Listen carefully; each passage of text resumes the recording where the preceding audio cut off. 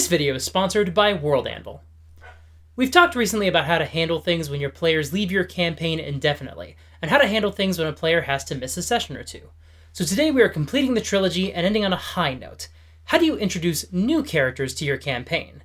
Whether you have a new player joining as a permanent part of the group, someone sitting in for just a few sessions, or a character who will only be joining for a night, it can be a ton of fun to bring new people into your D&D game. There's something really wonderful about how new players can bring a different perspective to your campaign and shake up the thinking of your players. But how do you narratively explain another adventurer showing up and being invested in the story? Some adventurers have a built-in approach that can easily translate into adding new adventurers. For example, in Curse of Strahd, anybody can be pulled into the mists of Barovia at any time. In Tomb of Annihilation, anybody can take an interest in the Death Curse and sail to Chult. I run an occasional Suicide Squad style game, and it is super easy to introduce new characters to that campaign. There are hundreds of ways to introduce characters, and this will by no means be a comprehensive list of approaches. These are just a few fun ideas that you can use as a springboard. And if you have other ideas, let me know in the comments below. Let's do these in a numbered list. That sounds fun. Number 1. My hot air balloon crashed. Can I travel with you for the rest of the campaign forever? We're starting out a bit silly, but also super simple. Sometimes all you need is to rip off the band-aid and shrug and say, yeah, your character is just here now. This specific example is kind of goofy, but that's actually fine. If this fits the tone of your game, there's no reason for anybody to beat around the bush. And I'll clarify, it doesn't need to be a hot air balloon dropping out of the sky. It can be somebody wandering through a door in the dungeon, a treasure map in their hand. Or they're in a prison cell in the Lord's castle, and they're happy to come along with the party. Or the party finds the character in the Feywild, where they've been wandering for God knows how long, and they don't remember why they came in here because of Fey magic, so they just don't worry about it. They just travel with the party now. That's the basic theme behind this approach. It doesn't matter what the new player's character had going on. They're here, and they're ready to hang out and help for however long the player will be in the group. Now, if you're running a game where the story matters a lot, this might not be the right fit for you. You might want an approach that gives them a much stronger tie to the current objective. Number 2, I've been sent by the NPC you trust the most to help you on your mission. This can work really well if the players have an NPC they like and trust who has some power, money, or influence. Especially if they've already done some favors for that NPC, and especially if that NPC is already involved in this plot in some meaningful way. In this scenario, the new player can drop in at any time and just say, oh yeah, that person you like sent me. Now your players might interrogate that player to make sure they're actually affiliated with the NPC they've claimed. If they start asking questions like, where does the NPC live? How do they like their tea? What does their iconic outfit look like? You should probably jump in and say, as a reminder, the player hasn't actually had a scene with this NPC, so there are some specifics that they haven't had a chance to experience. But their character answers your questions, and their description of the NPC lines up with yours. Of course, that puts a lot of expectations on the new player, and that can be a bit daunting. Especially if the mission is really simple, like, go kill the dragon. So maybe they don't need somebody who is a friend of a friend, somebody who's here for altruistic reasons. Maybe they just need somebody who can join them in combat. Number 3, there's someone by the bounty board. In a lot of D&D games, there's some sort of job board in town where the players get their missions and objectives. Or there's an NPC who hangs out in a tavern or near City Hall who dishes out rumors and rewards for cleaning up local messes. This can take a lot of different forms, and I'm actually planning a deep dive video into this style of play, but that's not the subject for today. Sometimes, when you have a new player to introduce, you can just plant them right next to that bounty board. Everyone knows what that means right away. This is somebody who can help. They're not picky about what adventure they're going on, they just want to go on an adventure. I mean, not go on an adventure, they want to link up with some other mercenaries and go do some work that will make some money, some work that they are uniquely qualified to help with. Their player just wants to go on an adventure. Of course, this is not the most dramatic way to introduce a character, and it doesn't form very strong bonds with the other characters. It implicitly creates a transactional relationship with the new character, and if this is an ongoing campaign, it might be hard to spin that allegiance into an ongoing working relationship. I mean, hopefully everybody works well together in combat, but that's no guarantee that everyone will think it's logical that the Sword for Hire is just going to keep working with them indefinitely. Wouldn't it be nice to introduce someone in a way that quickly forms bonds with the other characters? Number 4. There's someone on the side of the road. Do you know that scene from A Knight's Tale when Chaucer walks by on the road naked, either having been robbed or lost everything he had gambling? I'm just saying, if your party finds somebody naked on the side of the road, it's going to be pretty unlikely they'll feel like this new character is hiding any major secrets from them. Okay, there's no reason the character actually has to be naked, but in this scenario, they were probably robbed, so they wouldn't have any money or much in the way of equipment. Unless they fought off the muggers, but now they're lying in the street having been beaten half to death in the process. Now, once your party picks the new character up out of the gutter, wait, what if they don't?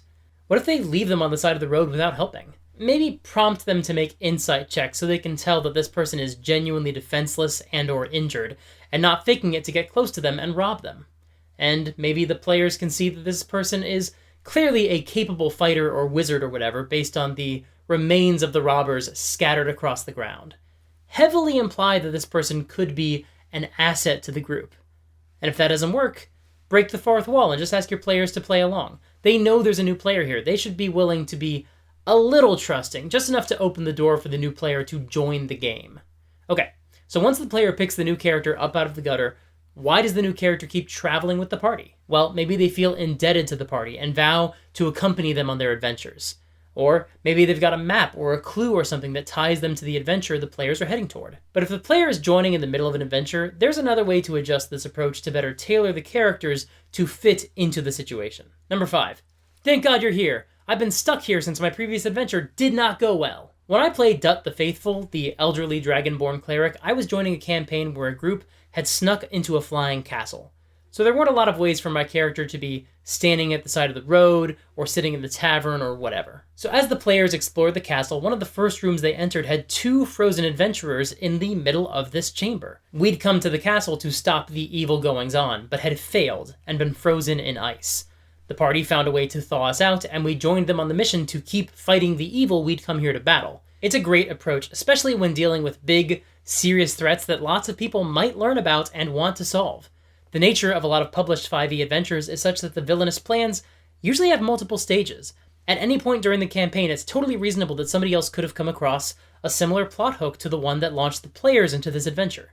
So you just say that the new character came here with another party of adventurers, most of whom were all massacred. This player could be trapped in stasis, or just living and surviving in the lair, hiding and living off the rations of their fallen companions. Of course, if your current adventure is still small scale and nobody else in the world would know about it yet, it might not make much sense for another adventuring party to have made their way here yet. But this game takes place in a fantasy world.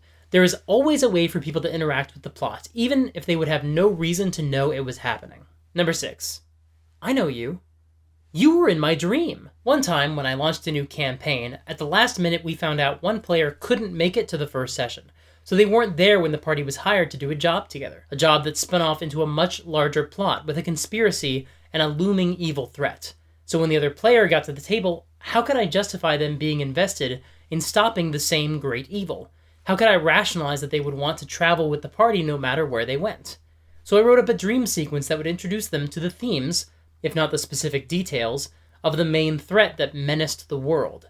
And then they saw a glimpse of the other player characters, and they had a vision that, if they worked together, they could defeat this evil. Then, when this character saw the party in person, he recognized them, and knew that he needed to travel with them and fight alongside them. The PDF of that dream sequence is up on my Patreon at the $3 a month tier. And the patrons at the $5 a month tier who get these videos ad-free will also get a little bonus video where I read that dream sequence aloud. So if that interests you, go check it out there. Still, this approach works really well for plot-heavy campaigns, but what if you don't have one major arc? Maybe your characters have lots of small objectives, or you just take jobs that people pay you for. But you still want your characters to be emotionally tied to each other. Well, maybe this isn't their first meeting. Number 7. Good to see you again. In this scenario, the new player's character isn't a stranger to everyone in the group. Maybe for one party member, this is somebody they knew from a long time ago. This is such a classic trope in fiction, we can all think of a dozen examples of it. Lando is Han Solo's old friend. Everybody in Lord of the Rings is an old friend of Gandalf. Jacob Toretto, John Cena's character in F9, is Dominic Toretto's brother. They added a younger brother on Sliders, too, played by Jerry O'Connell's real-world younger brother. Do you remember Sliders? I barely remember Sliders, although I'm still mad about the boneheaded way they wrote out Jerry O'Connell's character. It made no sense.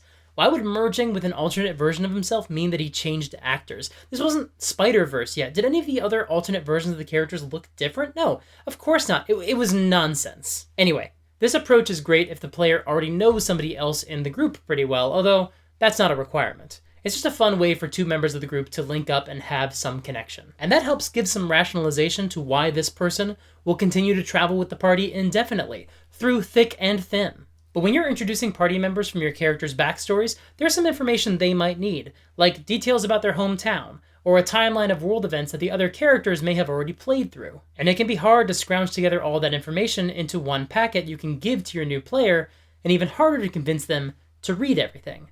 Unless you sign up for today's sponsor, World Anvil. World Anvil is not just a great resource for keeping all of your notes digitally, so any of them can be accessed at any point, but it also makes it easier than ever to share articles with your players when you want to keep them up to date with the relevant lore of your world. Additionally, World Anvil's Chronicles feature allows you to keep track of your timeline and link it to maps. So if a player needs to catch up on the campaign, or you just don't remember which characters were present for which events, the Chronicle is a perfect solution. Visit worldanvil.com and use the promo code SUPERGEEK to save 40% off of any annual membership. Thank you so much to World Anvil for sponsoring this video.